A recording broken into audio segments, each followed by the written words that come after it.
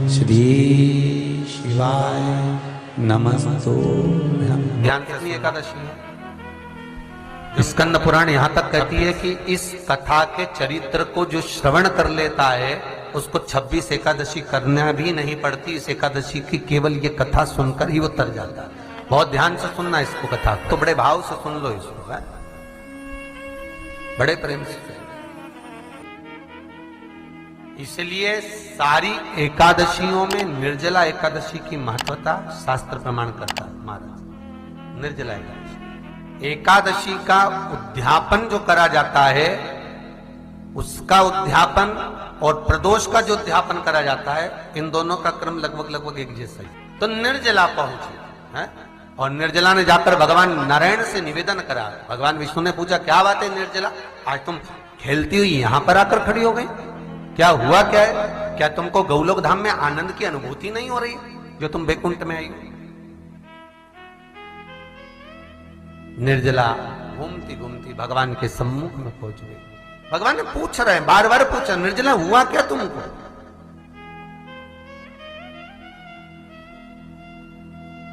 ए निर्जला, ए एकादशी, हुआ क्या है तुमको? क्या कारण है तुम्हारे यहां आने का, बैकुंठ पहुंचने का? बहुत ध्यान देना महाराज।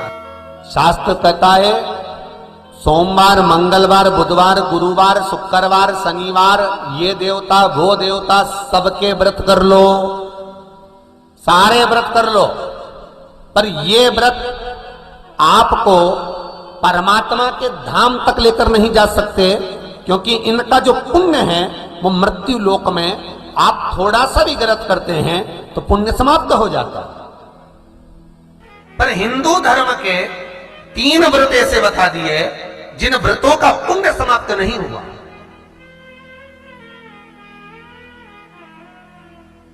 हिंदू धर्म के 3 व्रत ऐसे हो गए जिनका पुण्य समाप्त नहीं हुआ महाराज। जिनका पुण्य प्रबलता में बढ़ता गया। पहले नंबर पर एकादशी, दूसरे नंबर पर प्रदोष और तीसरे नंबर पर शिवरात्रि। एकादशी भी 26 है तो प्रदोष भी जम के बोलते जाओ 26 है।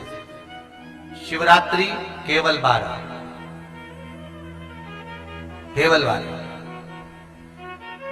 और अगर अधिक मास की पड़ जावे तो ये 13, और अधिक की आए तो 13 है। तो यहां शास्त्र कह रहा है कि 3 व्रत हमारे यहां जिनका पुण्य समाप्त नहीं हुआ, जिनका पुण्य प्रबल हुआ, बड़ा। इसलिए आज भी माता एकादशी का व्रत करती है, और एकादशी का व्रत कर कर अगर कोई जीवात्मा को देते हैं, कोई मर भी गया तो उसको एकादशी का दान देते हैं। एकादशी का उसको दान दिया है। महाराज निर्जला खड़ी है, पूछा क्यों आई हो, क्या कारण? निर्जला आई तब लक्ष्मी मैया उठकर निर्जला के करीब में गई। निर्जला बहुत सरल थी निर्जला। कहते हैं कामा एकादशी सबसे लंबी है। कौन सी एकादशी? कामा। फिर मोक्षदा उससे नीची है महाराज। और निर्जला जो है बिल्कुल छोटा स्वरूप है। निर्जला का मतलब देखा जाए तो केवल 2 चोटी करी हुई है। मस्तक पर भोर लगा हुआ है निर्जला के, माथे पर बिंदी लगी हुई है निर्जला के, सुंदर गले में तुलसी की मालाएं पहनी है निर्जला, हाथ में जो हाथ फूल जैसी माताएं पहले पहनती थी, आपको ध्यान में होगा, ऐसा बड़ा फूल होता था, अंगूठियां पड़ी होती थी, हाथ में ऐसा लगा रहता है। तो निर्जला हाथ फूल भी तुलसी के धारण करी। बड़ा सुंदर स्वरूप है माता निर्जला का महाराज। छोटी है तो माता लक्ष्मी उनके पास में गई और निर्जला से जाकर पूछा, निर्जला तेरे आने का कारण क्या है, तू बता। नारायण आपसे पूछ रहे हैं कि क्यों आई हो, किस लिए आई हो, क्या है तुम्हारे आने का कारण? निर्जला ने कहा, मेरी विनती केवल इतनी सी है मां कि मैं ये चाहती हूं कि मैं जीव के प्राण छूटने के बाद उसके प्राणों को जिस समय मैं लेकर जीवात्मा के प्राणों को परमात्मा तक भेजूं, बैकुंठ तक भेजूं, गौलोक धाम तक भेजूं, उस बीच में मुझे ले जाते समय कई नरक भी बीच में पड़ेंगे, कई स्थान ऐसे बैतरणी आदि के स्थान बीच में आएंगे तो वो स्थान में मुझे रोका ना जाना, मैं सीधे भगवान के धाम पहुंच जाऊं। ऐसी कृपा, ऐसी दया। जितनी भी माताएं एकादशी का व्रत करती, बहुत ध्यान से सुनना आज की कथा को, शायद जिंदगी में मिली ना मिली, पर ये कथा का रिश्ता तो बहुत ध्यान से सुनना। स्कंद पुराण यहां तक कहती है कि इस कथा के चरित्र को जो श्रवण कर लेता है उसको 26 एकादशी करना भी नहीं पड़ती। इस एकादशी की केवल ये कथा सुनकर ही वो तर जाता है। बहुत ध्यान से सुनना इसको, कथा को। सबसे पहला नियम एकादशी व्रत का, सबसे पहला नियम है कि आप जिस दिन व्रत करो उसके एक दिन पहले भक्ति का संचार इस हृदय में करो। भक्ति का संचार इस हृदय में कर लीजिए। जिस दिन आप व्रत करो, जैसे एकादशी का व्रत कर रहे हो तो दशमी के दिन शाम का समय जब आवे, रात्रि जब होने लगे, शाम का समय आवे और रात्रि का आप जब भोजन ग्रहण करो तो उस भोजन में कोई ऐसा पदार्थ ग्रहण मत करिए जिस पदार्थ के कारण आपकी एकादशी बिगड़ जाए। कोई बेकार भोजन में ग्रहण नहीं करना, श्रेष्ठ भोजन ग्रहण करिए दशमी। और एकादशी का दूसरा नियम बहुत ध्यान से सुनिएगा। जिस दिन आपकी एकादशी का व्रत हो उस दिन प्रयास करिएगा कि अपने हाथ से किसी भी वृक्ष की कोई पत्ती टूटे ना। अपने हाथ से किसी भी वृक्ष की, पौधे की, किसी भी वृक्ष की पत्ती अपने हाथ से ना टूटे। बहुत ध्यान दीजिएगा महाराज। एकादशी का ये दूसरा नियम है कि अपने हाथ से किसी पौधे की, किसी वृक्ष की, किसी डाली की कोई पत्ती टूटे ना, कोई पत्ती ना टूटे, इसका प्रयास करिए।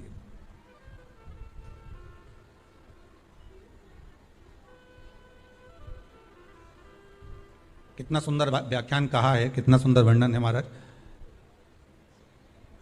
कि मात्र एकादशी का व्रत कर लेने पर, मात्र एकादशी का व्रत कर लेने पर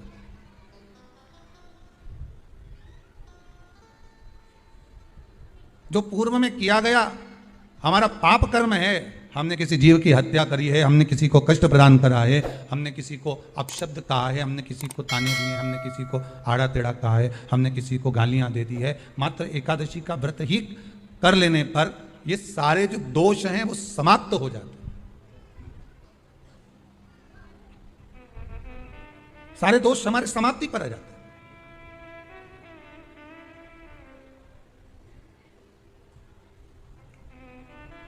अब एक विचार करिएगा थोड़ा सा अपने मन में, अपने चित्त में, अपनी वृत्ति में एक बात उतारिएगा, एक अपने मन में एक बात को उतार कर रखिएगा कि आप अपने पाप को, अपने पाप कर्म को जिस दिन छिन्न करने वाले हो, समाप्त करने वाले हो, अपने पाप को आप जिस दिन समाप्ति पर लेकर जा रहे हो तो उसके एक दिन पहले आपको प्रसन्नता होना चाहिए कि नहीं होना चाहिए कि कल मेरा पाप कटने वाला है, कल मेरा पाप समाप्त होने वाला है। जो मैंने पाप कर्म करा है वो समाप्त होगा, जो मैंने पाप कर्म करा है वो कल समाप्त हो जाएगा। तो एक दिन पहले आपके चेहरे पर प्रसन्नता हो कि ना हो?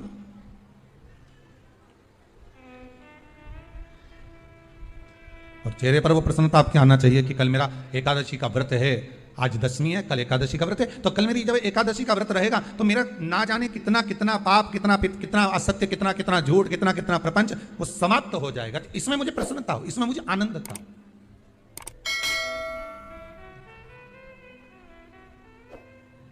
तो क्या कहा गया कि प्रयास करिएगा कि एकादशी के दिन कोई वृक्ष की, कोई डाली की, कोई कोपल की कोई पत्ती ना तोड़ी जाए। क्यों? तो कहा अगर उस पत्ती को हम तोड़ देते हैं, वृक्ष की पत्ती को या क्यारे में लगी हुई कोई डाली की पत्ती को हम तोड़ देते हैं तो एकादशी का पुण्य फल प्राप्त नहीं होता, एकादशी का कोई फल हमारे खाते में नहीं जाता, पुण्य फल प्राप्त। अब फिर भले तुम चाहे तुमने मोरधन खाया हो, चाहे तुमने फिर चिप्स खाई हो, चाहे तुमने फिर व्रत का कितना ही सामान खा गए और तुमने सोचा कि आज मेरी एकादशी है, तो फिर उसका कोई फल प्राप्त नहीं है, उसका कोई सुख प्राप्त नहीं है आपको। फिर रहे हैं वो भी श्रवण करें। एकादशी के दिन बन सके एक बेलपत्र, उस बेलपत्र के मध्य भाग में बीच वाली पत्ती पर लाल चंदन और दोनों पत्तियों पर पीला चंदन, नीचे वाली दोनों पत्तियों पर पीला चंदन, बीच वाली पत्ती पर लाल चंदन और दोनों पत्तियों पर पीला चंदन। और इसी बेलपत्र के साथ में जो लाल चंदन वाला जो पत्ती है उस पर एक श्वेत पुष्प, सफेद फूल रखकर आप अपनी कामना कर जब आपको जल चढ़ाते चढ़ाते 3 महीना, 4 महीना, 5 महीना, 6 महीना आपके हो जाए और बाबा देवाधिदेव महादेव को जल चढ़ाते चढ़ाते समय बीत जाए, तब बाबा से अपने दिल की बात कहने के लिए लाल चंदन, सफेद पुष्प, पीला चंदन दोनों पत्तियों पर अपने हाथ में लेकर कामना कर अशोक सुंदरी वाली जगह पर जब हम उसको समर्पित कर, अशोक सुंदरी वाली जगह पर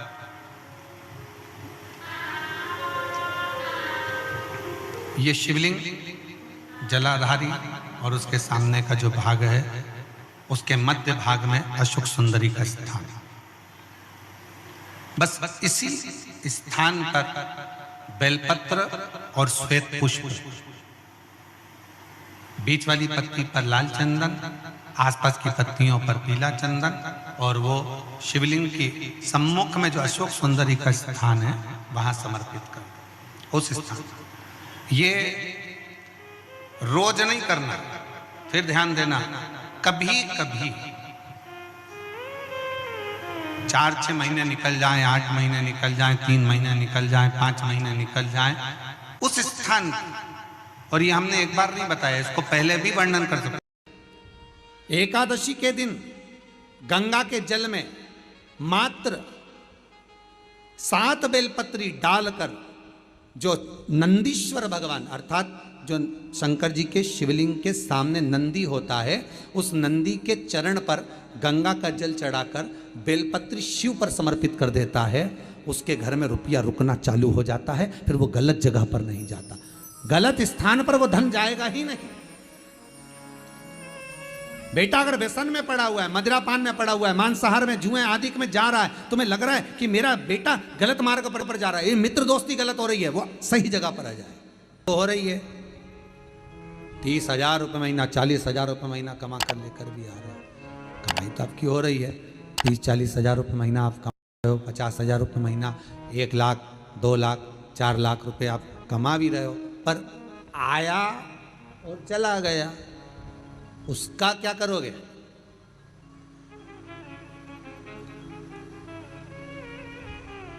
उसका करना क्या है? बहुत सुंदर संवाद है, ध्यान दीजिएगा। जिसके घर में कमाने वाले 2-4 हैं, पैसा तो आ रहा है पर घर में टिक नहीं रहा, डॉक्टर में, पुलिस में, एक्सीडेंट आदि में, कहीं गलत जगह पर व्यसन में अगर पैसा जा रहा है, जुए में, मांसाहार, मदिरा पान, या कहीं आया पैसा, पैसा आने में कमी नहीं, आ रहा है पर टिक नहीं रहा, रुक नहीं रहा, कोई मांगने आ गया, दे दिया, फिर वहां से अपने पास नहीं आ रहा, अपन कह रहे हैं भैया हमारा पैसा लौटा दो, नहीं आ रहा।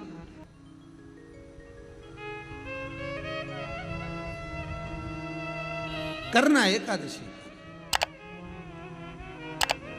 कई लोग इसको धन के लिए भी करते हैं, संपदा के लिए, संपदा के लिए अर्थात जिसका व्यापार नहीं चलता, जिसके घर में पैसा नहीं आता, या नौकरी नहीं लग रही, या सर्विस नहीं लग रही, आप अप्लाई कर रहे हो, जगह जगह जाकर इंटरव्यू भी दे रहे हो और पैसा नहीं आ, तो उसके लिए भी प्रयास किया जाता है। पर उसके लिए यहाँ पर जो धन के लिए करते हैं, उसके लिए विष्णुपदी के लिए करते हैं। मतलब जैसे गंगा के जल में तुलसी के 11 पत्ते डाले जाते हैं।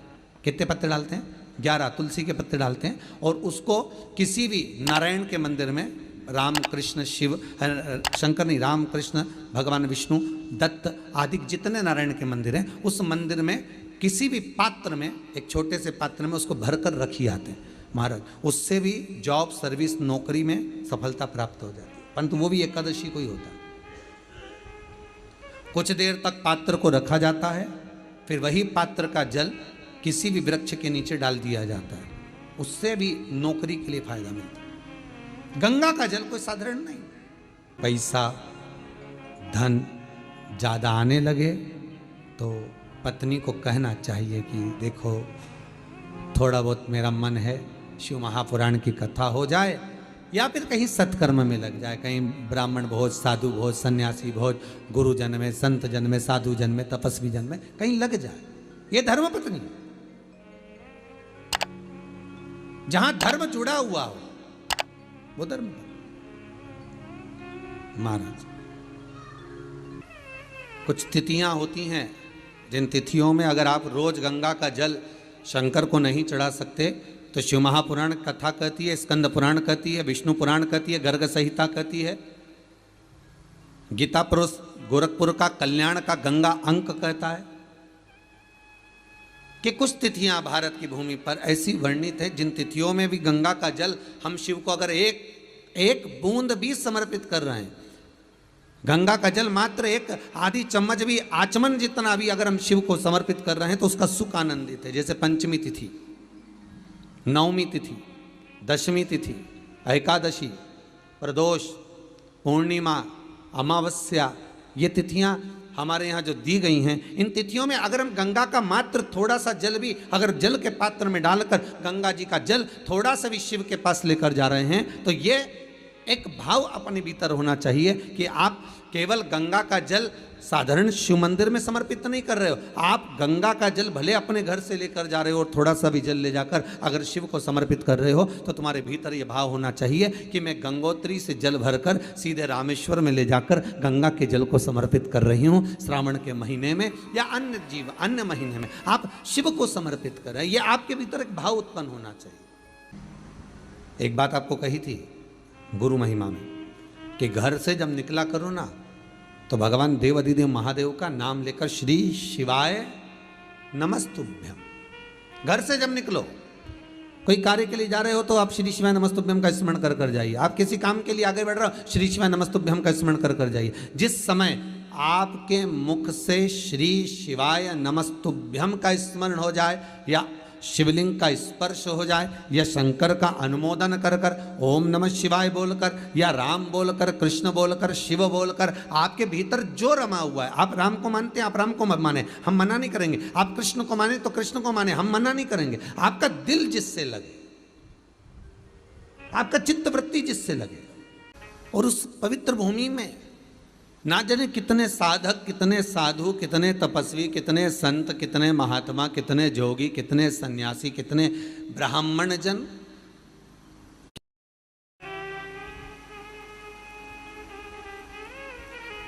पवित्र भूमि,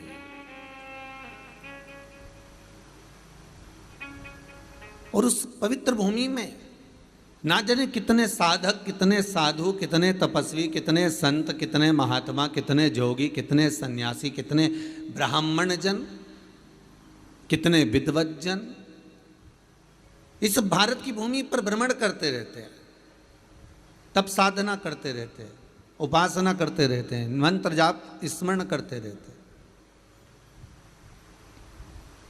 और जब उनका मंत्र जाप का फल इस भूमि पर प्राप्त होता है तो यहाँ की जो रज है, यहाँ की जो धूल है, यहाँ की जो माटी है, वो सुख का अनुभव करा देती है, एक आनंद का अनुभव करा देती है। श्री भागीरथ बाबा गंगा जी को लेकर आए,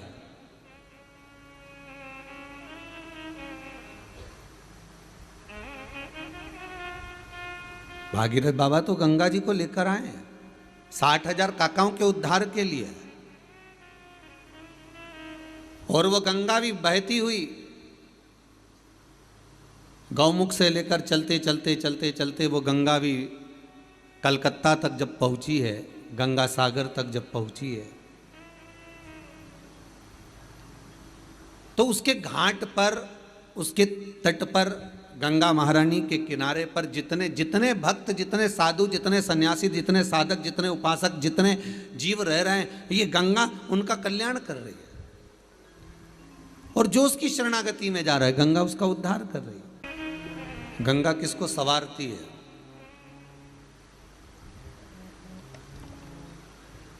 किसी ने कहा कि प्राण छूटे और गंगा जी में ले जाकर अस्थियों को छोड़ दो तो गंगा मोक्ष देती है। विष्णु पुराण में, गर्ग संहिता में, देवी भागवत में, शिव महापुराण में, स्कंद पुराण में लेख लिखे हैं कि गंगा जी ने शंकर जी से वर मांगा था कि मेरे जल में जब तक जीव की अस्थियां पड़ी रहेंगी तब तक वो जीवात्मा वैकुंठ का भोग भोगेगी।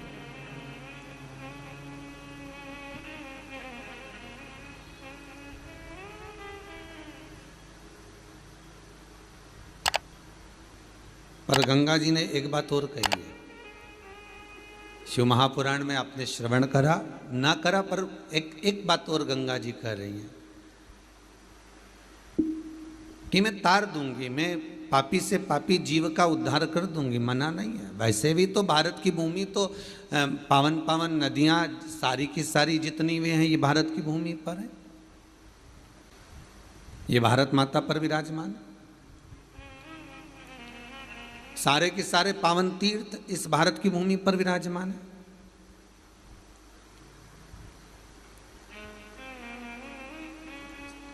पुण्यमय नदियां, पुण्यमय तीर्थ, पुण्यमय तालाब, सरोवर जितने भी हैं ये सब इस भारत की भूमि पर हैं।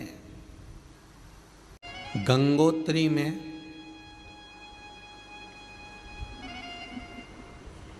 आप लोग गए होंगे, कई लोग गंगोत्री, बद्रीनाथ के जो 4 धाम हैं, यमुनोत्री, गंगोत्री, केदार और बद्रीनाथ। विष्णु पुराण में कहा 3 तरह से मरे हुए व्यक्ति की गति नहीं है, उसको मोक्ष नहीं है। पहला पानी में डूब कर मरा हुआ, दूसरा सर्प के डसे से मरा हुआ, तीसरा स्त्री के हाथ से, नारी के हाथ से मरा हुआ व्यक्ति, इसकी गति नहीं है, मोक्ष नहीं है इसकी। इनकी गति केवल एक है, वो है शिव महापुराण की कथा। अगर कोई पानी में डूबकर मर भी गया